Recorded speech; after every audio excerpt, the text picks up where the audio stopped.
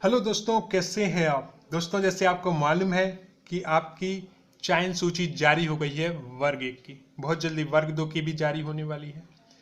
लोक शिक्षण संचालय से एक आदेश जारी हुआ है जिसमें कुछ निर्देश दिए गए हैं, तो वही निर्देश हम पढ़ने वाले हैं दोस्तों।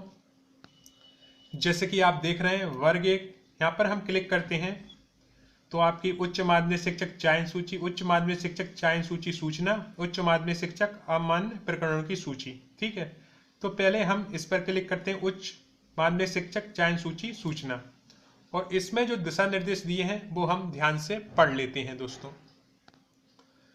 तो पहला पॉइंट जिस पर काफी कमेंट आ रहे हैं कि सर जनजाति विभाग में जो ज्वाइनिंग ले चुके हैं वो चॉइस फिलिंग नहीं कर पाएंगे, तो इस नियम को हम समझेंगे और जो चॉइस फिलिंग का नियम दिया गया वो भी समझेंगे। यानी जितने भी इसमें बताए गए हम सबको एक एक करके समझेंगे। उच्च माध्यमिक शिक्षक चयन सूची के संबंध में सूचना। उच्च माध्यमिक शिक्षक पद हेतु जारी विज्ञापन दिनांक 29/9/2022 के अनुक्रम में चयनित अभ्यर्थियों की सूची जारी की जा रही है। यानी कि जो सूची जारी की गई है वो चयनित अभ्यर्थियों की है दोस्तों, इसमें कोई संशय न लाएं, आपको ज्वाइनिंग मिलेगी ही मिलेगी। इस चयन सूची में सम्मिलित ऐसे अभ्यर्थी जिनकी नियुक्ति आदेश पूर्व में स्कूल शिक्षा और जनजाति कार्य विभाग द्वारा जारी किए जा चुके हैं, अतः उन्हें शाला के विकल्प चयन का अवसर नहीं दिया जा रहा है। दोस्तों ये नियम जो था 28/8/2018 के आदेश में दिया गया था और विभाग के पास बहुत से अभ्यर्थी और जमीनी स्तर की टीम ने लगातार ये मांग रखी कि जिनकी ज्वाइनिंग हो चुकी है उन्हें फिर से मौका न दिया जाए।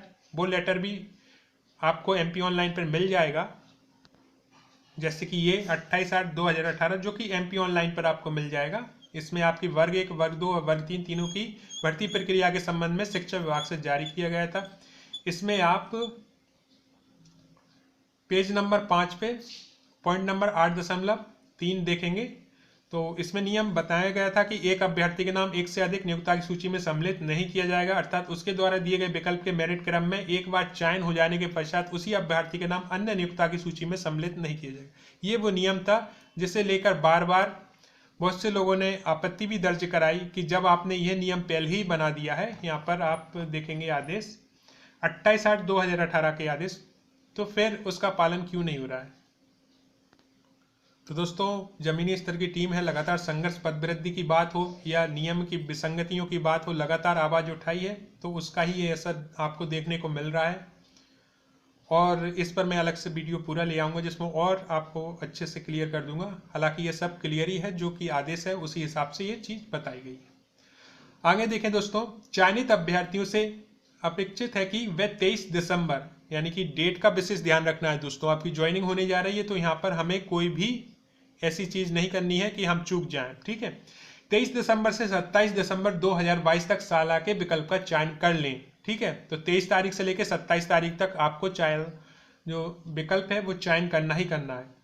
अभ्यर्थी को न्यूनतम 50 विकल्प अथवा किसी विषय में 50 से कम रिक्तियां होने पर समस्त रिक्तियों का चयन करना अनिवार्य होगा। इस कॉलम को आपको ध्यान से समझना होगा दोस्तों। ठीक है, अभ्यर्थी को न्यूनतम मीन्स आपको 50 शालाओं का विकल्प तो चयन करना ही है। अब मैं आपसे अनुरोध करूंगा कि 50 से ज़्यादा शालाओं का चयन कर लें दोस्तों। ठीक है, वो तो मेरिट के क्रम से आपको स्कूल मिलेगा, लेकिन जितने ज़्यादा विकल्प आप चयन कर सकें दोस्तों करें, क्योंकि 50 तो मिनिमम है, न्यूनतम है, उससे ज़्यादा ही करना है।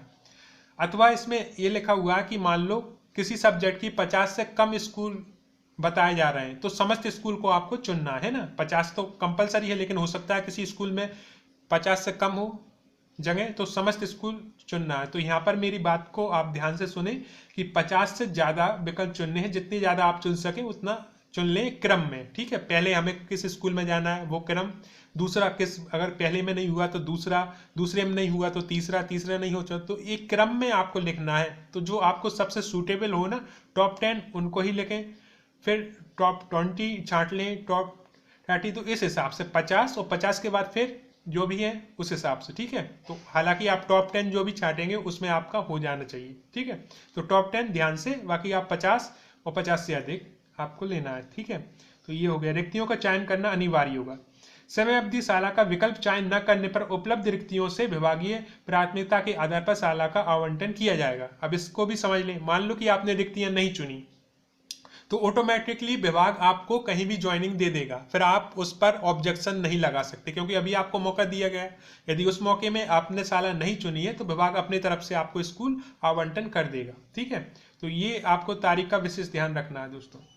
इसके बाद जिन अभ्यर्थी को नाम के समक्ष प्रोविजनल लिखा गया है उनके दस्तावेज प्रमाणीकरण हेतु विश्वविद्यालय अथवा सक्षम अधिकारी जिसके द्वारा दस्तावेज जारी किए गए थे को प्रमाणीकरण हेतु भेजे गए।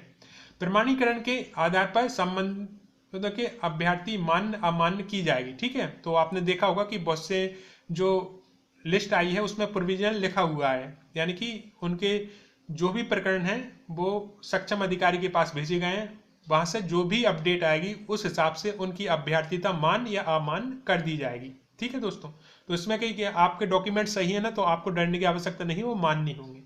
बाई चांस डॉक्यूमेंट फर्जी लगाए तो वो तो अमान्य होने ही होने, लेकिन आपके डॉक्यूमेंट सही है ना, थोड़ी बहुत त्रुटि है तो वो मान्य होंगे, उसमें आप चिंता ना करें।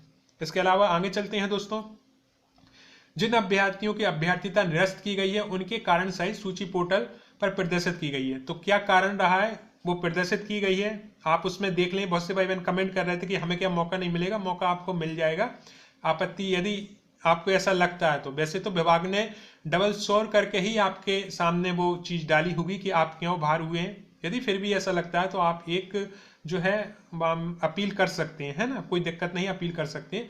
लेकिन पहले देख लें कहीं ऐसा तो नहीं कि आप गलत अपील करने जा रहे हैं, क्योंकि विभाग ने यदि आपको रिजेक्ट किया है तो उसका कारण सामने दर्शाया गया है। और नियम भी आप ठीक से पढ़ लें क्योंकि सभी नियम जो है MP ऑनलाइन पर डले हुए हैं। इसके आगे चलते हैं दोस्तों। ऐसे अभ्यर्थी जिनका चयन आरक्षण नियमों के तहत हुआ वे अपने डिजिटल जाति प्रमाण पत्र बनवा लें। मैं बार बार आपसे कह रहा था कि डिजिटल जाति प्रमाण पत्र ही बनवा लें, और जो भी चीज़ है, जितने भी प्रमाण पत्र हैं, चाहे मूल निवासी कुछ भी हो, वो डिजिटल ही आगे चल के चलेगा। तो जाति प्रमाण पत्र है वो डिजिटल बनवा लें दोस्तों, है ना। मैं बार बार रिपीट की है हर एक वीडियो में। जिन अभ्यर्थी द्वारा आय आधारित आरक्षण का लाभ दिया गया है उन्हें अद्यतन वित्तीय वर्ष का आय प्रमाण पत्र भी अपेक्षित होगा। मीन्स EWS वाले आ गए यहाँ पे, इनका आय प्रमाण पत्र चाहिए चाहिए।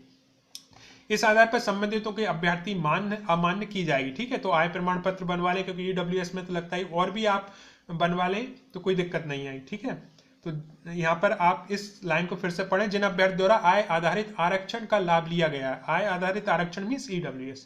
आगे 6वां पॉइंट देखते हैं दोस्तों। अभ्यर्थी को सूचित किया जाता है कि MP ऑनलाइन का पोर्टल को नियमित रूप से देखते रहें। ठीक है, कोई भी अपडेट आती है वहीं पे आती है। अब आपको चॉइस फिलिंग करनी है तो उस संबंध में भी एक चीज़ बता दूं कि एक भैया का चयन हुआ है, उनका रोल नंबर मेरे पास है, तो उस हिसाब से मैंने ये प्रोफाइल खोल ली है विद परमिशन आपको बताने के लिए।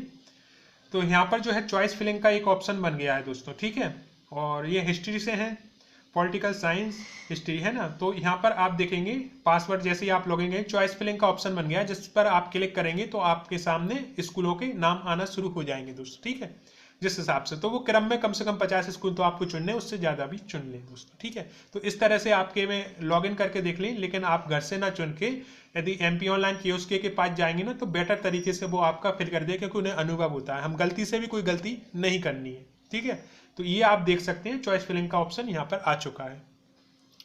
तो दोस्तों फाइनली आप गवर्नमेंट शिक्षक बन गए। अब मैं इसमें आपको शुभकामनाएं दूं, खुश हूं कि थोड़ा सा भावुक हूं, मुझे पता नहीं, क्योंकि मिक्स फीलिंग चल रही है। अतुल कुमार शर्मा का ये चैनल इस मोमेंट के लिए लगातार प्रयासरत, और आप सभी भी प्रयासरत थे। और जब ऐसी कोई लिस्ट आती है और आपके जब कमेंट आते हैं ना, मैंने कमेंट आपके रीड कर रहा था दोस्तों, और इतने भावुक कर दिए कि सर आपकी वजह से ऐसा हुआ। सर ने कुछ भी नहीं किया, सर ने सिर्फ सूचनाएं शेयर की हैं दोस्तों। मेहनत, लगन, संघर्ष, आपके माता पिता का आशीर्वाद, सब आप लोगों का दोस्तों। इसमें अतुल कुमार शर्मा को आपने शामिल कर लिया, एक मौका दिया कि नहीं सर आप हमें सूचना शेयर करें और हम मेहनत करेंगे, तो बस उसी का ही परिणाम है दोस्तों। आज मैं जो भी अभी वर्ग 2 की आने वाली है, फिर वर्ग 3 की आने वाली है, आप इतने अच्छे लोग हो दोस्तों कि दिल से दुआ निकलती है कि आपके जीवन में अब कभी भी कोई दुख ना आए। बस ये मेरी दुआ निकलती है, हमेशा ही निकलती है, हर एक वीडियो में मैं शेयर करता हूँ। और यही मैं मांगता था कि जब भी लिस्ट आए तो उन सभी भाई बहन जो कि योग्य हैं और लगातार संघर्ष कर रहे हैं और कहीं उनकी नियुक्ति नहीं हो पा रही है, तो प्लीज़ उनकी नियुक्ति हो जाए। फाइनली वो मोमेंट आ गया दोस्तों। तो भावुक पल मेरे लिए भी है, आप सभी के लिए भी है। आज शायद ही ऐसा कोई हो जिसके लिस्ट में नाम आया हो और आंखों में उसके खुशी के आंसू ना हो, शायद ही कोई हो, क्योंकि मेरे आंखों में भी वही खुशी के आंसू मैं महसूस कर रहा हूँ। न जाने कितना संघर्ष आपने किया है, न जाने कितने दुखों के दिन आपने देखे हैं, फाइनली आपका नाम आ गया दोस्तों। ये मोमेंट वो है जिसमें मैं हमेशा रहना चाहता हूँ कि जितने भी मुझसे जुड़े हैं, जो भी मेरा वीडियो सुन रहे हैं, उन्हें संघर्ष पूर्ण हो जाए, उन्हें लाभ मिल जाए। और दोस्तों थैंक यू अतुल कुमार शर्मा के इस चैनल से जुड़कर मुझे इस भर्ती में शामिल करने के लिए। आप सभी का दिल से धन्यवाद। मेरी तरफ से अपने माता पिता के चरण स्पर्श जरूर करें दोस्तों, अपने बड़ों के चरण स्पर्श जरूर करें। और आगे भी जो भी अपडेट होगी मैं शेयर करता रहूँगा। धन्यवाद दोस्तों।